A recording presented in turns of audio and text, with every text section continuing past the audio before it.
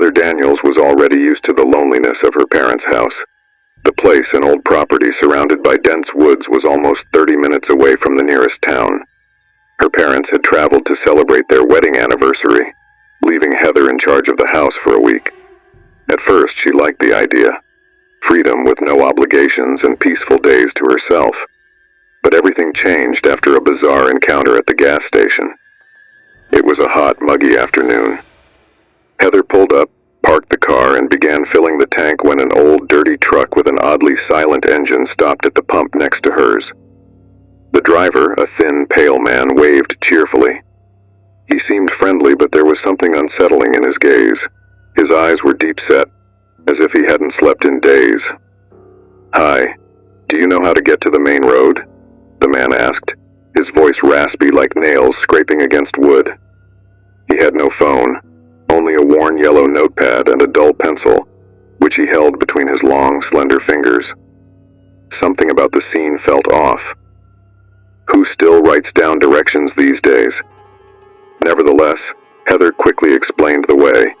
He scribbled something with the pencil and smiled. "Thanks, miss," he said. But the smile seemed more like an automatic reflex than a genuine expression. When Heather glanced at the notepad, she noticed that he wasn't writing directions. He was drawing something. A strange, almost childlike figure. A house with an open window. Heather swallowed hard and got back into her car. As she drove along the gravel road toward the house, she noticed something disturbing. The old truck was following her at a constant distance. Her heart began to race. Maybe it was just a coincidence, she thought. After a few minutes, the truck drove past the entrance to her house, continuing down the dusty road. Heather let out a sigh of relief, but the eerie feeling of being watched lingered. That night, after showering and putting on her pajamas, she decided to sit on the porch. The night breeze was cool, and the darkness between the trees felt dense as if the woods were watching her back. Then she heard a sound from the shadows. Footsteps.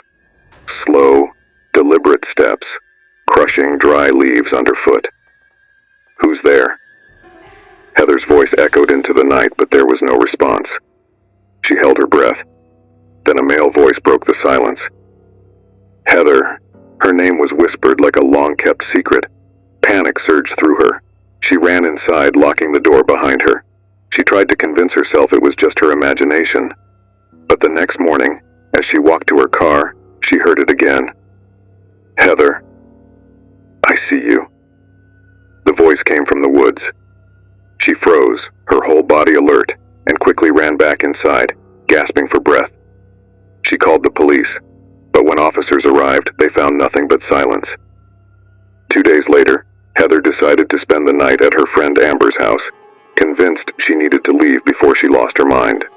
The police advised her not to return until her parents were back. She grabbed some clothes and left in a hurry. While loading her bags into the car, something in the window's reflection caught her eye. The old truck was parked by the road. The man was there, watching, as still as a statue. Heather jumped into the car and started the engine, her heart pounding. Then he stepped out of the truck and began walking toward her. What terrified her most was the calm in his movements, like he knew he didn't need to run. Heather didn't hesitate. She slammed her foot on the accelerator, driving across the lawn, the tires ripping chunks of earth as she sped into the night. When she glanced in the rearview mirror, the man was still standing in the road, wearing that same unsettling smile.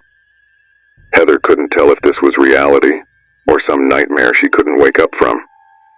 Heather kept driving, sweat dripping from her hands as she gripped the wheel. Even after reaching the highway, she felt the weight of the man's presence lingering.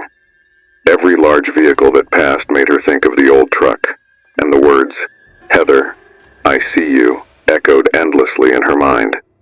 She was so focused on escaping that she didn't realize how fast she was driving until she saw the town sign, Rockville, 5 miles.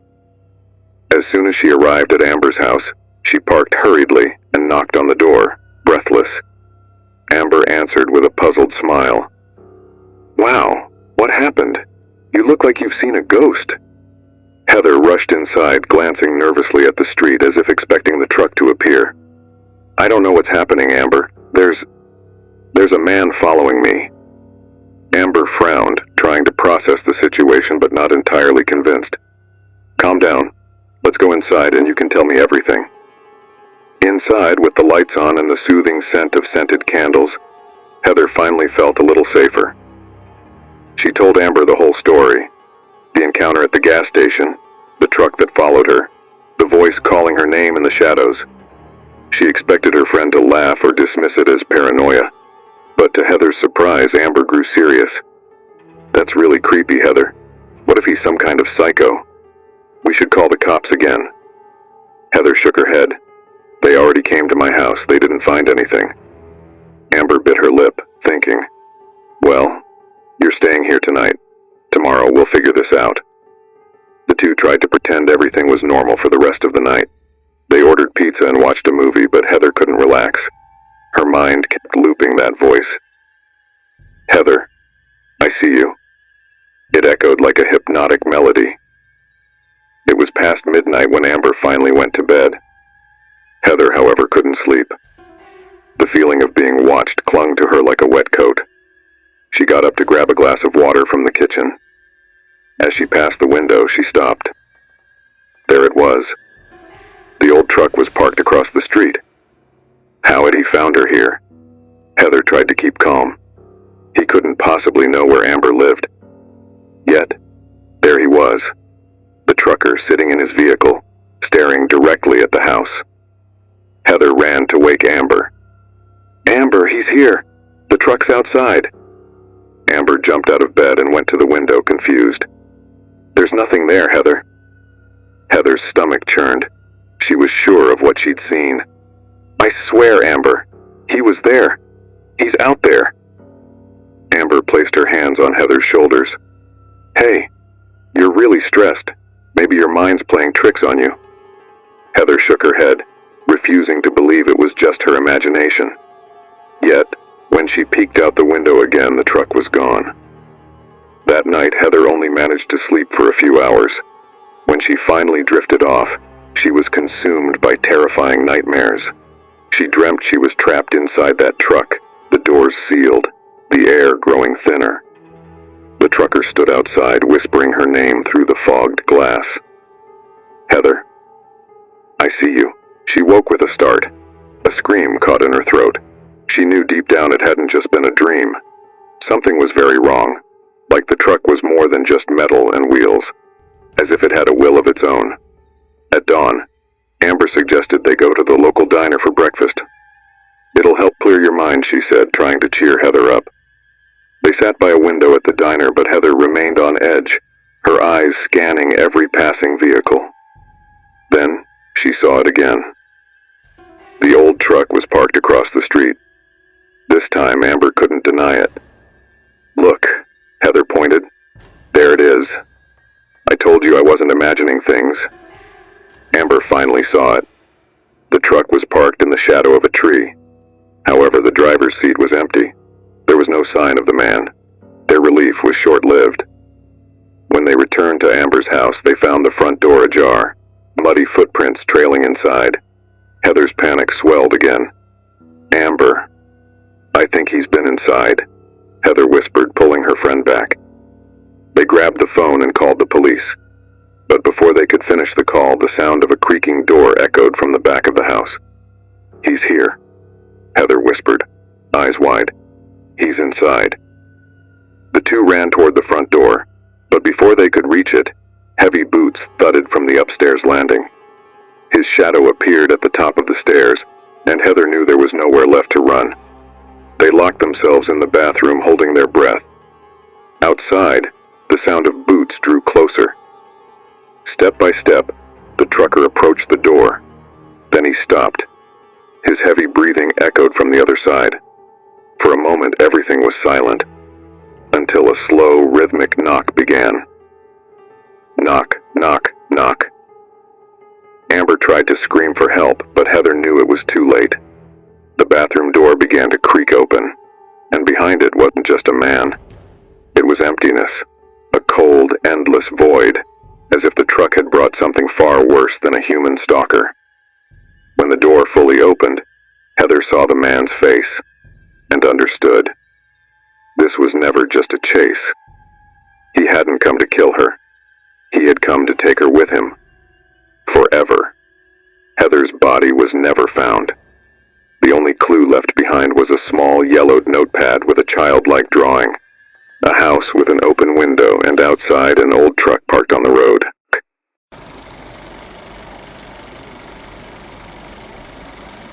Luke had been living alone for 2 weeks.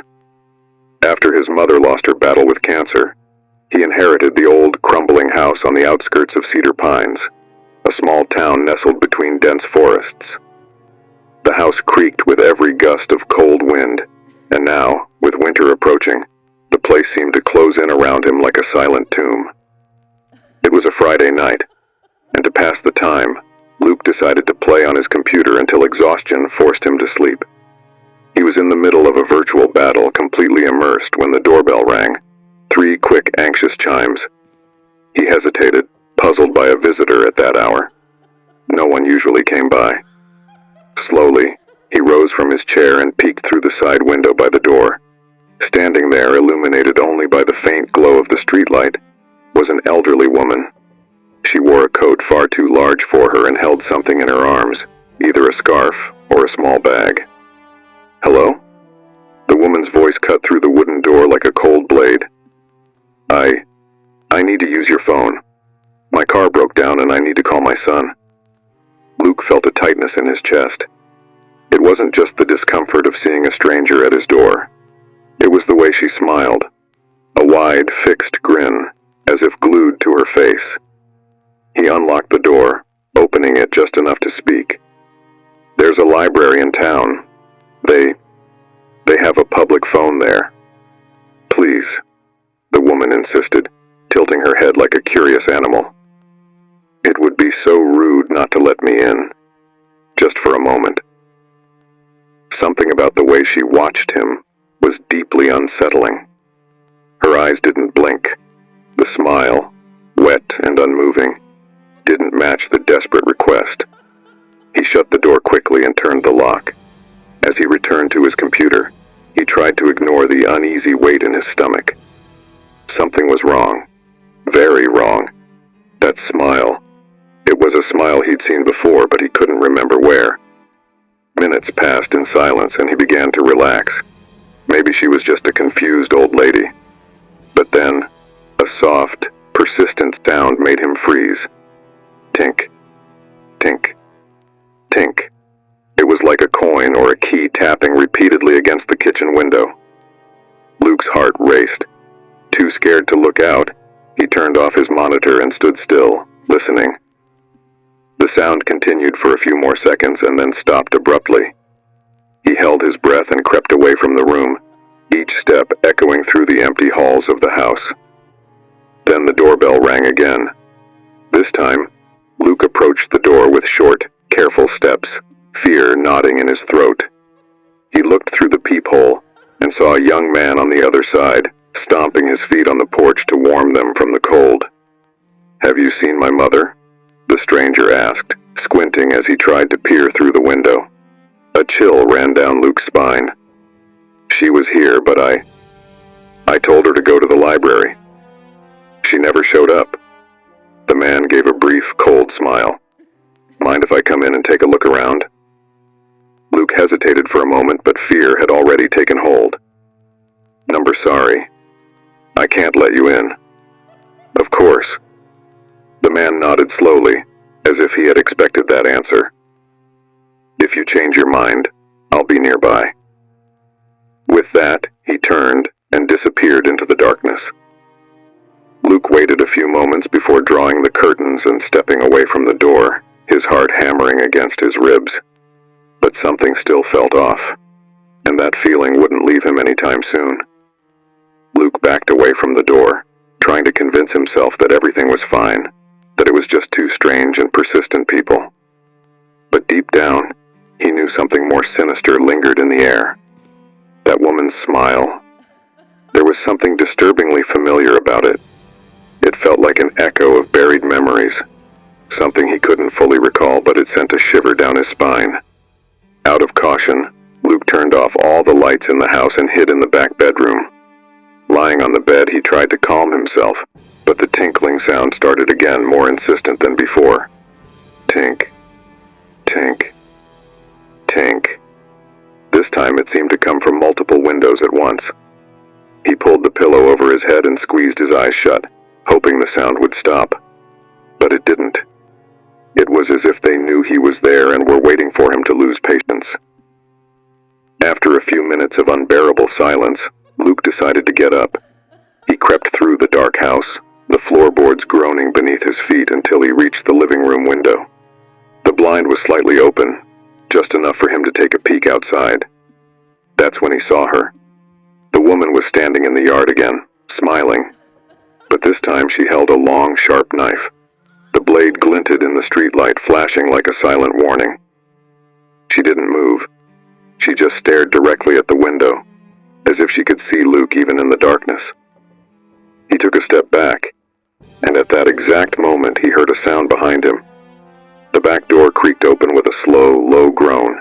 Luke froze. His mind spun with panicked thoughts. I locked that door, didn't I? Before he could react, soft footsteps echoed down the hallway.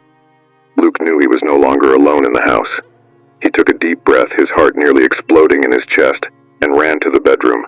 He locked the door and shoved a dresser against it. From behind the furniture, he heard the footsteps drawing closer and closer. Someone stopped right outside the bedroom door. There was a slow, deliberate knock, 3 soft taps just like the doorbell. Luke. The young man's voice came from the other side of the door, cold, controlled, but with a mocking tone. We just want to talk. Let us in. Luke clenched his fists and took a deep breath. He couldn't stay there. He had to get out. He unlocked the bedroom window, and without a second thought, he threw himself into the cold snow outside. He landed hard, but there was no time to feel pain. He scrambled to his feet and ran awkwardly through the snow toward the dense forest surrounding his house. He ran without stopping, the wind biting his face until his lungs burned. When he finally paused to catch his breath, he heard something strange. Laughter. Not one voice, but 2. The same voices, the woman and the man. Luke looked around, panting and terrified. They were there, among the trees, watching him. Even in the darkness, he could make out the contours of their faces, wide, frozen smiles. Mother always said you were difficult, Luke. The man's voice echoed, cold and hollow, yet filled with unsettling familiarity. Luke's stomach churned. Then, he remembered where he had seen that smile. The woman's smile wasn't just disturbing, it was his mother's smile. The same forced smile she gave at the end of chemotherapy sessions, telling him everything would be fine, even when the doctors said otherwise. And the man was him. But that was impossible. It didn't make sense. And yet there they were, he and his mother, or something that looked like them, smiling as if time held no meaning. Luke collapsed to his knees in the snow, struggling to make sense of it all. What was real? Was he losing his mind? Or was this something far worse? A living, breathing hallucination, a never-ending nightmare? The laughter continued, echoing through the forest as he pressed his hands over his ears. Then, everything stopped. Absolute silence. Luke looked up, and the woman was standing right in front of him, the knife raised. "It's time to come home, dear," she whispered, her smile never wavering, and the knife came down.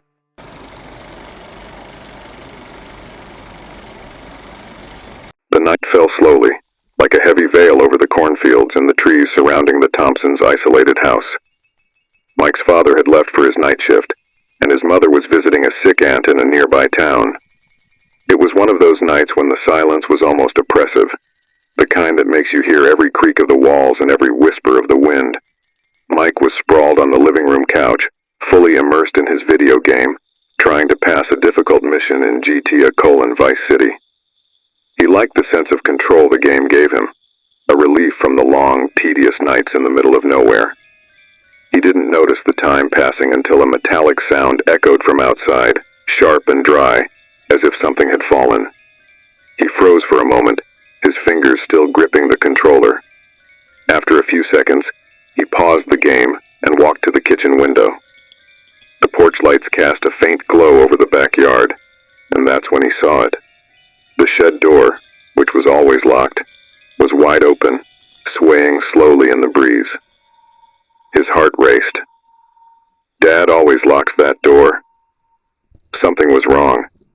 He tried calling his father, but all he heard was the ring echoing on the other end until it went to voicemail. With his stomach churning from anxiety, he crept to the hallway closet and grabbed the rifle his father kept there, just for emergencies. This felt like one. Mike stepped out through the back door and walked slowly across the lawn, his eyes fixed on the shed. His heart pounded so hard he could hear it in his ears. As he approached, he peeked inside, but saw nothing except tools hanging on the walls and an old rusty lawnmower. He exhaled deeply, closed the shed door, and locked it. But the uneasy feeling lingered. Something was strange about that night, an almost palpable presence in the air. He went back inside, locking the door behind him, and sat in the living room, staring at the shed through the window. The rifle rested on his lap, heavy and warm against his skin. Time dragged on. He put on a TV show to distract himself, but the unsettling feeling kept gnawing at his mind. Then he heard it. Soft footsteps coming from upstairs. Mike froze. His breathing became shallow. He was alone, wasn't he?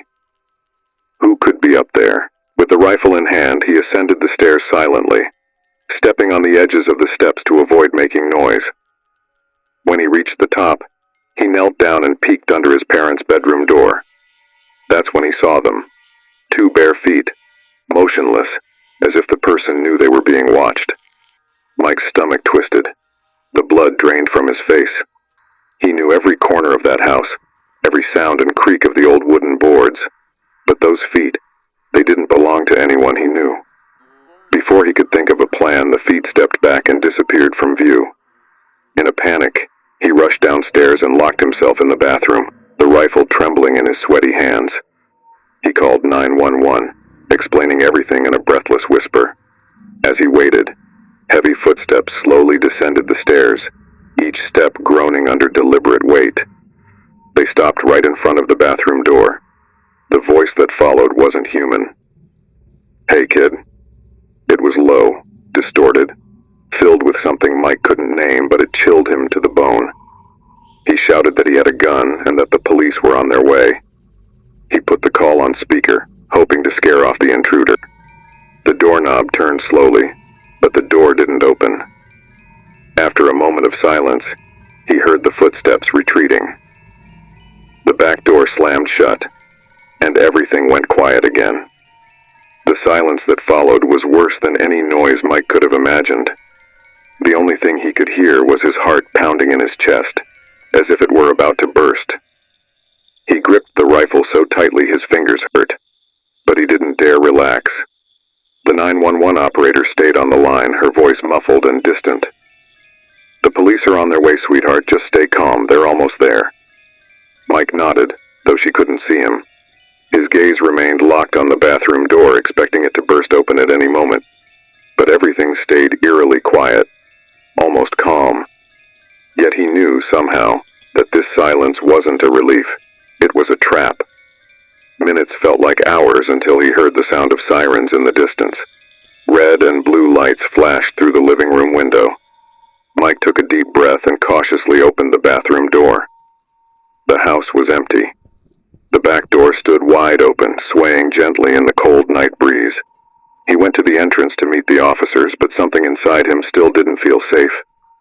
The air around him felt heavy, dense, as if something unseen was watching him closely. 2 officers entered quickly, flashlights and guns drawn. One of them, the older one, took off his hat and asked, "You okay, kid? Can you tell us what happened?" Mike tried to explain, but the words came out jumbled and frantic. He told them about the shed, the bare feet, and the disturbing voice. The officers exchanged serious looks, but he noticed a brief glance between them, as if they were hearing something that didn't quite make sense. "We'll take a look around the house, Moai, the younger officer said. Stay here. Mike nodded and watched as the officers climbed the stairs. With each step they took, a chill ran down the boy's spine. There was something in that house, something wrong, and he knew he hadn't been alone since he heard those footsteps. Minutes crawled by, and then the officers came back down. Both looked puzzled. There's no one here, the older officer said. Not in the shed, not in any of the rooms. It's all empty. But I heard, Mike insisted, his throat tightening with frustration. They were right here, the bare feet, the voice. It spoke to me. The officers exchanged glances again, and the older one made a quick note in his notepad. Sometimes when we're alone for too long, our minds can play tricks on us, kid. Maybe it was just the scare. But don't worry, we'll do another patrol around the property to make sure everything's okay, all right? Mike wanted to protest, but something in their expressions made him hold back. It was as if they didn't believe him. Or worse, like they knew something he didn't. As the officers headed outside, Mike remained in the living room alone once more. The back door still hung open, and the cold wind brought with it a strange feeling, as if the night was alive. He shut the door with a snap, turning the lock firmly. That's when he noticed something on the floor.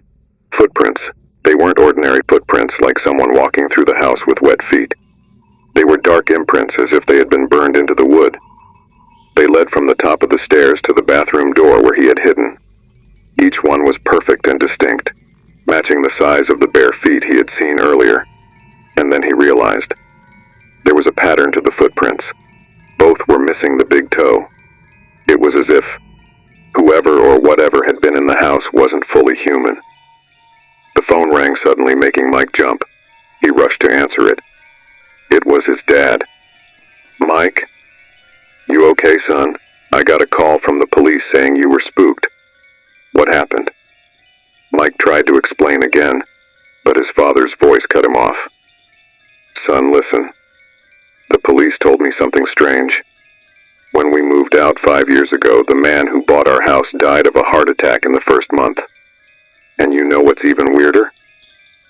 His father's voice dropped to a whisper. They said his body was found in the bathroom, with burned feet, and he didn't have his big toes. Mike's heart nearly stopped. He dropped the phone and staggered back, hitting the wall. The air seemed to drain from his lungs. In that moment he knew. Whatever had been in the house wasn't a person. It was something old. Something that had never left. And then, he heard it again. Hey, kid. The voice came from the hallway behind him, slow and deliberate, as if it had been waiting for the right moment to return. The lights went out, and Mike, alone in the darkness, heard the footsteps climbing the stairs once more.